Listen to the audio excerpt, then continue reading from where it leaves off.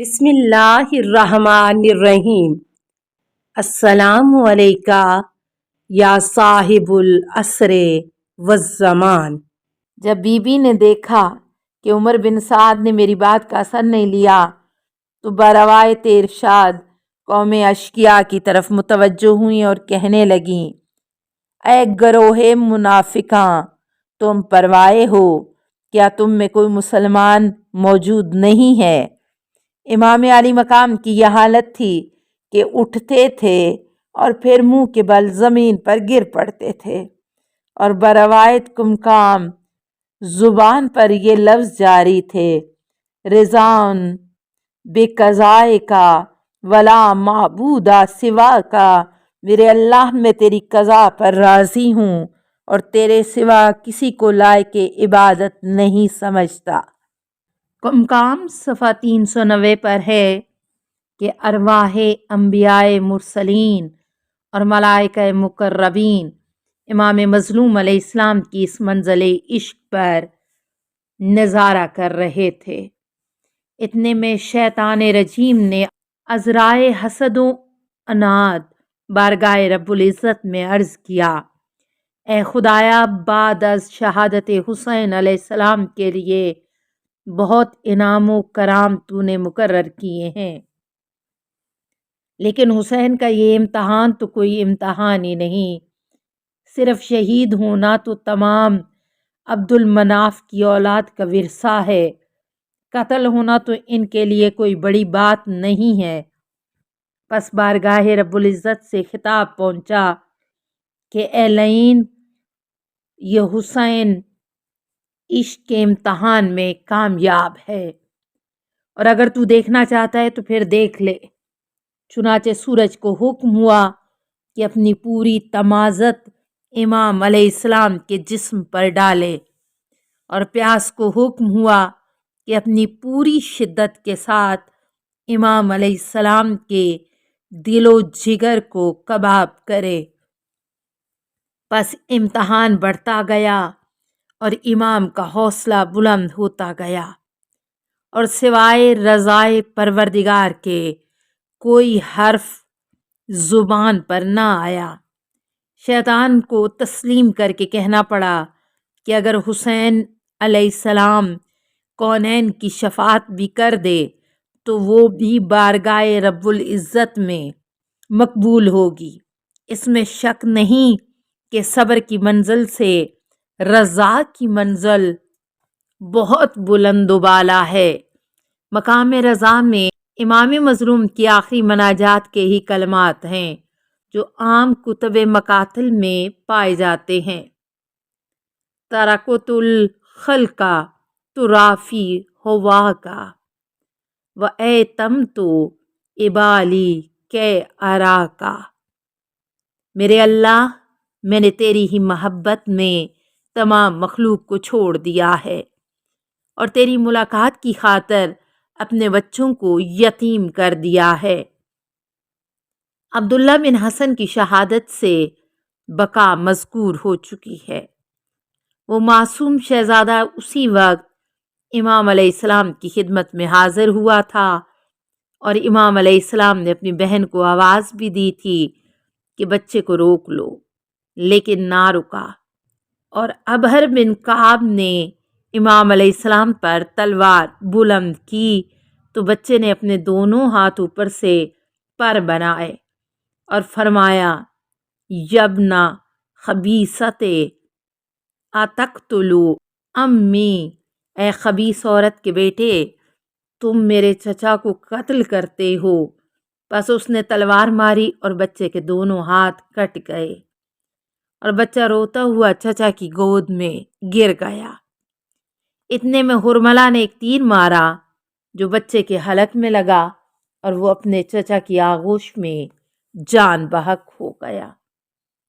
مخزن البکاء میں منقول ہے کہ مختار نے ایک دفعہ ابو خلیق نامی ایک شخص سے کہا کہ امام مظلوم علیہ السلام کے حالات بیان کرے۔ چنانچہ اس نے بیان کیا کہ امام تنہا رہ گئے اور لوگوں نے ان کو گھیر لیا۔ تو امام مظلوم علیہ السلام کا جسم زخموں سے چھلنی ہو گیا اور 2000 کے قریب زخم جسم اقدس پر لگے تھے، جو سب کے سب سینہ اطہر پر ہی تھے، اور ان میں سے بڑے زخم 72 تھے۔ پس اسی اثناء میں ابو الجنوب نے ایک تیر آپ علیہ السلام کی پیشانی پر مارا۔ عبداللہ بن حسین نے آپ علیہ السلام کے سر پر تلوار کا وار کیا۔ شبس بن ربیع نے زہر آلود سہ شعبہ تیر مارا، جو آپ علیہ السلام کے سینہ خزینہ علوم الہیہ پر لگا۔ ابو ایوب غنوہ نے حلق کے مبارک پر ایک تیر کس کر مارا۔ زرع بن شریک نے بازو پر تلوار کا وار کیا۔ حسین بن نمیر نے دہن مبارک پر تیر مارا۔ سنان بن انس نے پشت پر نیزے کا وار کیا کہ آپ منہ کے بل زمین پر گئے۔ حریم بن احجاز نے ایک تیر دہن اقدس پر مارا۔ مالک بن بصر نے سر پر تلوار ماری کہ امامہ خون آلود ہو گیا۔ صالح بن وہب نے پہلو اقدس پر نیزہ مارا۔ اسحاق بن اشس نے بائیں بازو پر تلوار ماری۔ ابو الاشرس نے تیر مارا جو امام مظلوم علیہ السلام کے بازو میں پیوست ہوا۔ عامر بن طفیل نے ایک پتھر مارا جو امام مظلوم کی پیشانی نورانی پر پہنچا۔ پس جب یہاں تک پہنچا تو مختار میں تاب ضبط نہ رہی۔ پس مجلس میں کوہرام ماتم بپا ہوا۔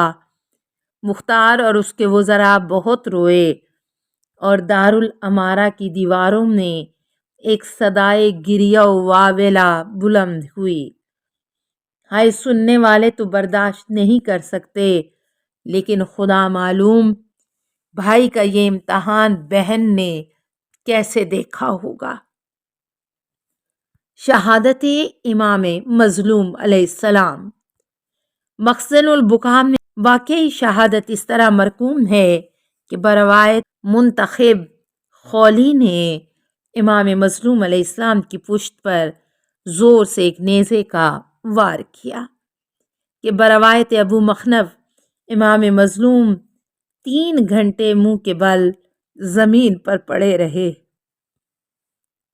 فباکیا 3 ساعات مکبوباً علی الارض، امام مظلوم آخری وقت تک استغاثہ کرتے رہے لیکن کسی نے کوئی جواب نہ دیا۔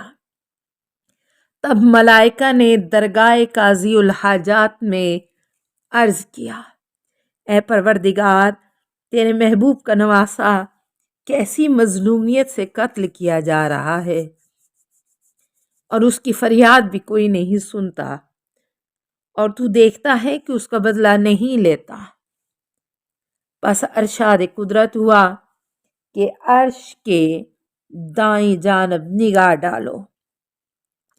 چنانچہ انہوں نے دیکھا کہ ایک نورانی چہرے والا جوان نماز میں مشغول ہے۔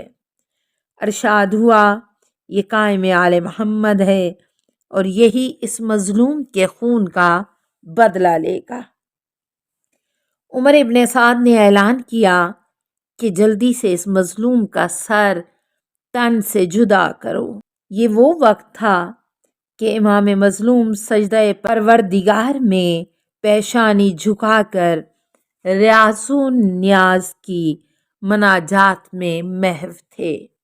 ایک شخص بنیت قتل آگے بڑھا تو امام علیہ السلام نے فرمایا، تو میرا قاتل نہیں ہے، لہٰذا آتش جہنم میں اپنے جسم کو نہ جلا اور دور ہو جا۔ چنانچہ وہ شخص فوراً تائب ہوا اور دشمنان دین سے لڑ کر وہیں شہید ہوا۔ اس کا ذکر گزر چکا ہے۔ عمر ابن سعد نے پاس کھڑے ہوئے ایک شخص کو حکم دیا کہ امام علیہ السلام کا سر تن سے جدا کر۔ تو خولی ملعون آگے بڑھا، امام مظلوم علیہ السلام نے گوشۂ چشم سے اس کی طرف دیکھا تو وہ کانپنے لگا اور واپس آ گیا۔ شمر نے پوچھا تو کیوں کانپتا ہے؟ اس نے جواب دیا فرزند پیغمبر کے قتل میں ہاتھ نہ ڈالوں گا۔ بس عمر ابن سعد کے حکم سے 40 جوان کعبہ دین کو ڈھانے کے لیے آگے بڑھے۔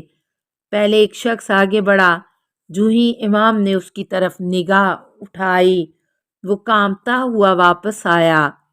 شمر نے وجہ پوچھی تو کہنے لگا مجھے حسین علیہ السلام کی آنکھوں سے جناب رسالت مآب صلی اللہ علیہ وآلہ وسلم کی شکل نظر آ رہی ہے، لہٰذا میں جرأت نہیں کر سکتا۔ السلام علیکہ یا صاحب العصر والزمان، الامان الامان الامان من فتن الزمان، السلام علیکہ یا خلیفۃ الرحمن، السلام علیکہ یا امام الانس والجان، السلام علیکہ یا مظہر الایمان، السلام علیکہ یا شریک القرآن، السلام علیکہ یا قاطع البرہان، السلام علیکہ یا امام زماننا ھذا اجل اللہ فرجک وسہل اللہ مخرجک وظہورک، السلام علیکہ ورحمۃ اللہ۔ اللہم صلی علی محمد و آل محمد۔